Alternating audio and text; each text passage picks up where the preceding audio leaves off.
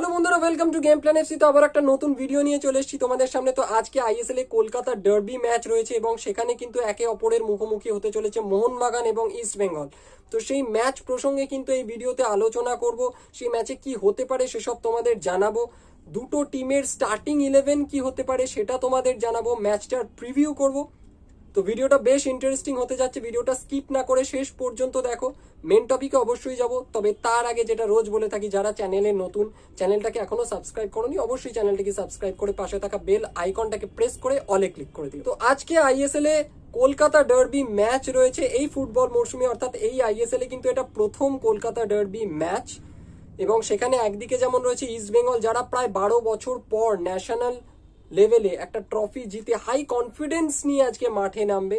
তোমরা সবাই জানো যে সদ্য সমাপ্ত কালিঙ্গা সুপার কাপ 2024 চ্যাম্পিয়ন কিন্তু হয়েছে ইস্ট বেঙ্গল, সুতরাং তাদের কনফিডেন্সটা কিন্তু ওপরের দিকেই থাকবে। অপর দিকে রয়েছে মোহনবাগান সুপার জায়ান্টস। তারা কিন্তু সুপার কাপের, কালিঙ্গা সুপার কাপের ব্যর্থতা ভুলে আজকে থেকেই কিন্তু ঘুরে দাঁড়াতে চাইবে। সুতরাং আজকের ম্যাচটা কিন্তু বেশ জমজমাট হতে চলেছে। দুটো দলের কোচের কথা যদি বলি, east Bengal coach Carles Cuadrat, তিনি কিন্তু একজন ম্যাজিশিয়ানের মতো ইস্ট বেঙ্গল টিমটার খেলার স্টাইল সেটাকে কিন্তু পুরোপুরি চেঞ্জ করে দিয়েছেন। একটা নতুন ইস্ট বেঙ্গলকে কিন্তু আমরা এখন দেখতে পাচ্ছি। অপরদিকে রয়েছেন মোহনবাগান কোচ অ্যান্টোনিও লোপেজ হাভাস, যিনি কিন্তু আজকের ম্যাচ থেকে অফিসিয়ালি মোহনবাগান সুপার জায়ান্টসের দায়িত্ব নিতে চলেছেন আরও একবারের জন্য। এর আগে কিন্তু তোমরা জানো যে জুয়ান ফেরান্দো, তিনি কিন্তু কোচ ছিলেন মোহনবাগান সুপার জায়ান্টসের, তিনি কিন্তু সরে গেছেন এবং সেই জায়গায় কিন্তু অ্যান্টোনিও লোপেজ হাভাস এসেছেন এবং আজকের ম্যাচ থেকে কিন্তু আবার তিনি দায়িত্ব নেওয়া শুরু করছেন অফিসিয়ালি। তো দুই কোচের লড়াই আমরা দেখতে পাবো। তো দুই কোচই কিন্তু ক্ষুরোধার মস্তিষ্কের কোচ, তারা কিন্তু যথেষ্ট সফলতা পেয়েছেন ইন্ডিয়ান ফুটবল সার্কিটে। এখন দেখা যাক তাদের প্ল্যান অনুযায়ী তাদের টিমের প্লেয়াররা আজকের ম্যাচে কতটা ভালো পারফর্ম করতে পারে, কতটা মেলে ধরতে পারে নিজেদেরকে। তো সেদিকে আমরা তাকিয়ে থাকবো। তো প্রথমে যদি ইস্ট বেঙ্গল টিমের কথা বলি, ইস্ট বেঙ্গল টিমে কিন্তু আজকে দলে কিন্তু আজকে 4 জন বিদেশি অ্যাভেলেবেল রয়েছেন। বাকি যে নতুন 2 বিদেশি তারা কিন্তু আজকের ম্যাচে খেলতে পারবেন না আমি যতদূর জানি। এবং এছাড়াও কিন্তু ইস্ট বেঙ্গলের অত্যন্ত গুরুত্বপূর্ণ প্লেয়ার সৌভিক চক্রবর্তী আজকের এই ম্যাচে নেই কার্ড সমস্যার জন্য। আমি গতকালকের ভিডিওতেও এই কথাটা বলেছিলাম, যারা তোমরা আমার গতকালকের ভিডিওটা দেখেছো তারা অলরেডি জানো যে সৌভিক চক্রবর্তী কিন্তু কার্ড সমস্যায় আজকের এই ডার্বি ম্যাচ খেলতে পারবেন না। অপরদিকে যদি আমি মোহনবাগানের কথা বলি, মোহনবাগান কিন্তু তাদের শক্তি বাড়িয়ে শক্তিশালী হয়ে আজকের এই ডার্বি ম্যাচটা খেলতে নামবে। কারণ তোমরা জানো কালিঙ্গা সুপার কাপের সময় কিন্তু মোহনবাগানের বেশ কিছু ইম্পর্টেন্ট ইন্ডিয়ান প্লেয়ার কিন্তু মোহনবাগানের স্কোয়াডে ছিল না, তারা কিন্তু চলে গিয়েছিল ইন্ডিয়ান ন্যাশনাল টিমের স্কোয়াডে এএফসি এশিয়ান কাপ খেলতে। তারা কিন্তু এখন ফিরে এসছে মোহনবাগান স্কোয়াডে এবং তাদের জন্য কিন্তু মোহনবাগানের যে টোটাল স্কোয়াডটা সেটা কিন্তু বেশ শক্তিশালী দেখাচ্ছে। তো মোহনবাগান কোচ অ্যান্টোনিও লোপেজ হাভাস, তিনি কিন্তু তার হাতে অনেকগুলো কোয়ালিটি অপশন আজকের ম্যাচের জন্য পাচ্ছেন। অপরদিকে ইস্ট বেঙ্গলের কোচ কার্লেস কোয়াদ্রাত কিন্তু 2 বিদেশি পাচ্ছেন না, সৌভিক চক্রবর্তীকে পাচ্ছেন না। এছাড়া তোমরা হয়তো অনেকে জানো না, হরমনজোত সিং খাবরা, তিনিও কিন্তু ইনজুরিতে ভুগছেন আর কি। তো তাকেও ইস্ট বেঙ্গল আজকে পাচ্ছে না। তো ইস্ট বেঙ্গলের বেশ কিছু প্লেয়ারকে কিন্তু তাদের কোচ কার্লেস কোয়াদ্রাত আজকের ম্যাচের জন্য অ্যাভেলেবেল পাচ্ছেন না। এবার যদি দুটো টিমের স্টার্টিং 11-এর কথা বলি আজকের ম্যাচের জন্য, তো প্রথমে যদি ইস্ট বেঙ্গলের কথা বলি, ইস্ট বেঙ্গলের গোলে অবশ্যই প্রভসুখান গিল, উনি শুরু করবেন। রাইট ব্যাক হিসেবে মোহাম্মদ রাকিব, ভালো গেছে কালিঙ্গা সুপার কাপ, তো সম্ভবত তাকেই রাখা হবে, কোনো চেঞ্জ সেখানে হবে না, মোহাম্মদ রাকিবই খেলবেন রাইট ব্যাকে। লেফট ব্যাকে সম্ভবত মন্দার রাও দেসাই, সেখানে নিশু কুমারও খেলতে পারেন, তবে আমার মনে হয় মন্দার রাও দেসাই তাকেই রাখা হবে। সেন্টার ব্যাক যে দুজন থাকবেন সেখানে সম্ভবত হিজাজি মাহের এবং তার সঙ্গে লালচুং নুঙ্গা, এই পেয়ারটাকে আমি দেখতে চাইছি হিজাজি মাহের এবং লালচুং নুঙ্গার মধ্যে, তো তারা সম্ভবত থাকবেন। এবার সেন্ট্রাল ডিফেন্সিভ মিডফিল্ড যে পজিশনটা, সেই পজিশনে আমরা দেখেছি কালিঙ্গা সুপার কাপে যে সল ক্রেসপোর সাথে সৌভিক চক্রবর্তীকে খেলতে, এবং সৌভিক চক্রবর্তী কিন্তু বেশ ভালো রোল প্লে করেছিলেন কালিঙ্গা সুপার কাপে নিজের টিমের হয়ে, ইস্ট বেঙ্গলের হয়ে। আজকে কিন্তু সৌভিক চক্রবর্তী নেই, সৌভিক চক্রবর্তীকে কিন্তু কোয়াদ্রাত পাচ্ছেন না, সুতরাং তার পরিবর্তে কোয়াদ্রাত কাকে খেলান সেটাই কিন্তু এখন আমাদের দেখতে হবে। তো সেখানে তিনি আমার যতদূর মনে হয় পার্ডোকে ইউজ করতে পারেন। আমি যে স্টার্টিং 11টা ইস্ট বেঙ্গলে তোমাদের সামনে শেয়ার করছি, সেখানে আমি পার্ডোর সাথে ক্রেসপোকে রেখেছি সেন্ট্রাল ডিফেন্সিভ মিডফিল্ডার হিসাবে। তো এই দুজন আমার সেন্ট্রাল ডিফেন্সিভ মিডফিল্ডার আমার চয়েস অনুযায়ী ইস্ট বেঙ্গলের আজকের স্টার্টিং 11-এ। এরপরে সেন্ট্রাল অ্যাটাকিং মিডফিল্ডার হিসাবে আমি রেখেছি নাওরেম মহেশ সিংকে। একটা উইং থেকে নন্দা কুমার, আর একটা উইং থেকে বিষ্ণু, এবং স্ট্রাইকার পজিশনে কিন্তু ক্লেইটন সিলভা। এটা কিন্তু হতে পারে আজকের ইস্ট বেঙ্গলের প্রবাবল স্টার্টিং 11। এরপর যদি আমি মোহনবাগানের স্টার্টিং 11, প্রবাবল স্টার্টিং 11 নিয়ে কথা বলি, তাহলে অবশ্যই গোলে কিন্তু বিশাল কায়েত ফিরে আসছেন আজকে। বিশাল কায়েতই থাকবেন সম্ভবত। রাইট ব্যাকে সম্ভবত আশিস রায়, শোনা যাচ্ছে তার একটা চোট রয়েছে, যদি তিনি রিকভার না করতে পারেন, তার যদি রিকভারি পসিবল না হয়, তাহলে কিন্তু তার জায়গায় রাজ বাসফোরও খেলতে পারেন। লেফট ব্যাক হিসেবে অবশ্যই সুভাশিস বোস, দুই সেন্টার ব্যাক হিসেবে আনোয়ার আলী এবং হেক্টর ইউস্তে। যদি আনোয়ার আলী সম্পূর্ণভাবে ফিট না থাকেন, সেক্ষেত্রে হয়তো ব্র্যান্ডন হ্যামিলও খেলতে পারেন। তবে আমার ফার্স্ট চয়েস অবশ্যই আনোয়ার আলী, যদি উনি ফিট থাকেন। আনোয়ার আলী, হেক্টর ইউস্তে।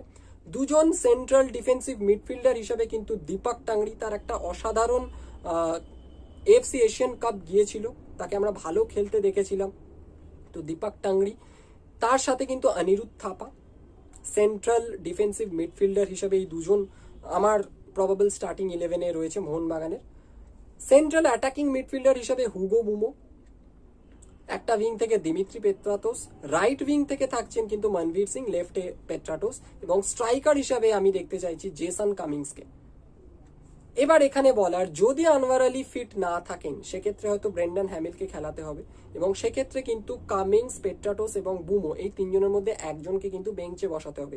সেক্ষেত্রে যদি বুমোকে বসানো হয়, আমার মনে হয় না বুমোকে বেঞ্চে বসানো হবে, স্টার্টিং 11-এ উনি থাকবেন। যদি বসানো হয়, সেক্ষেত্রে কিন্তু Sahal Abdul Samad central attacking midfielder হিসেবে খেলতে পারেন, যদি তিনি ফিট থাকেন।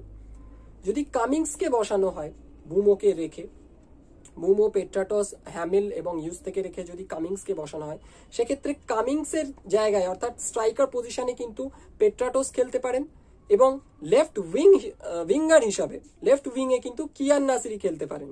তো এটাও কিন্তু মোহনবাগানের প্রবাবল স্টার্টিং 11 হতে পারে। তো এবার দেখা যাক মোহনবাগান কোচ হাওয়াস কোন 11 জনকে আজকে মাঠে নামান। তো এবার যদি দুটো টিমের স্ট্র্যাটেজির কথা বলি আজকের ম্যাচের জন্য, তো দুটো টিমই চাইবে নিজের ডিফেন্সটাকে সলিড রেখে তারপর অ্যাটাকে যেতে।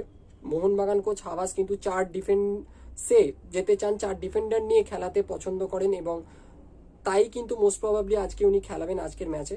এবং অপরদিকে ইস্টবেঙ্গল কোচ কুয়াদ্রাতো কিন্তু 4 জন ডিফেন্ডার নিয়েই নিজের টিমকে মাঠে নামান, এবং সম্ভবত আজকেও কিন্তু সেটাই হবে। তো ডিফেন্স সলিড রেখে তারা কিন্তু অ্যাটাকে যাবে। প্রথম থেকেই কিন্তু দুটো টিম অ্যাটাকিং ফুটবল কিন্তু খেলবে না।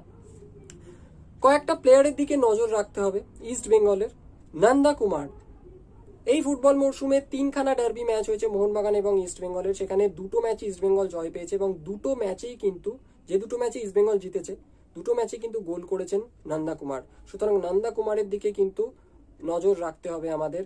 মোহনবাগানের ডিফেন্সকে কিন্তু সতর্ক থাকতে হবে। এছাড়াও কিন্তু ক্লেইটন সিলভা, তিনিও কিন্তু ভালো ফর্মে রয়েছেন, ভালো গোল করছেন।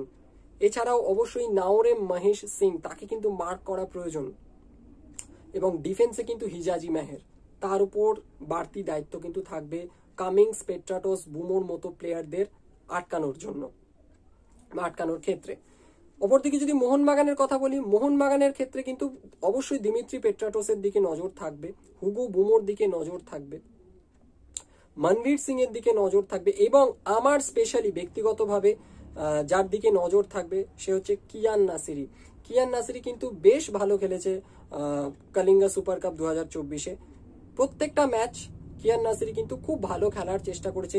যতজন মোহনবাগানের হয়ে খেলেছিল সেই সুপার কাপে, তাদের মধ্যে যারা ভালো পারফর্ম করেছিল, তাদের মধ্যে অন্যতম কিন্তু অবশ্যই কিয়ান নাসিরি। তো কিয়ান নাসিরির দিকেও কিন্তু আজকে আমার নজর থাকবে। অপরদিকে কুয়াদ্রাত কিন্তু হুগো বুমোকে আটকানোর একটা চেষ্টা করবেন, যেটা তিনি কালিঙ্গা সুপার কাপে সৌভিক চক্রবর্তীর মারফত করেছিলেন। আজকে কিন্তু সৌভিক চক্রবর্তী নেই, সুতরাং দেখা যাক ওই রোলটা কাকে দেন কুয়াদ্রাত। সম্ভবত ওখানে আমরা পার্দো, ক্রেসপোকে দেখতে পারি বা অজয় ছেত্রীকে দেখতে পারি। যদি হুগো বুমো পেট্রাডোসকে তিনি আটকাতে পারেন মাঝ মাঠে, তাহলে কিন্তু মোহনবাগানের গেম বিল্ডটা কিন্তু হবে না, গেম প্লেটা কিন্তু স্মুথ হবে না, খেলা তৈরি হবে না, এবং সেটাই কিন্তু কোয়াদ্রাত করতে চাইবেন।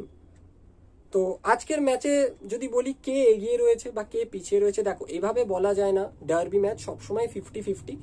তবে আগের যে ডার্বিটা হয়েছে, কালিঙ্গা সুপার কাপের যে ডার্বিটা হয়েছিল, সেখানে আমি বলেছিলাম যে ইস্টবেঙ্গল কিছুটা হলেও এগিয়ে রয়েছে খাতায় কলমে।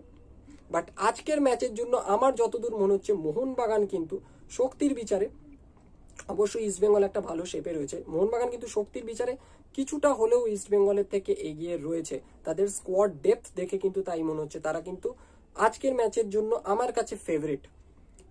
বাট আবারও বলছি, ডার্বি ম্যাচ, কোনো বিশ্বাস নেই কোন প্লেয়ার কিরকম খেলে দেবে, সবসময় 50-50। আশা করছি একটা ভালো ম্যাচ হবে, এন্টারটেনিং ম্যাচ হবে। ম্যাচের পর কালকে ম্যাচ রিভিউ নিয়ে অবশ্যই আসবো। এই ভিডিওটা এই পর্যন্তই। তোমাদের যদি ভিডিওটা ভালো লেগে থাকে অবশ্যই ভিডিওটাকে লাইক করো, শেয়ার করো, কিছু বলার থাকলে অবশ্যই কমেন্ট বক্সে জানাতে কিন্তু ভুলবে না। তো এই ভিডিওটা এই পর্যন্তই, দেখা হচ্ছে পরের ভিডিওতে, ততক্ষণ পর্যন্ত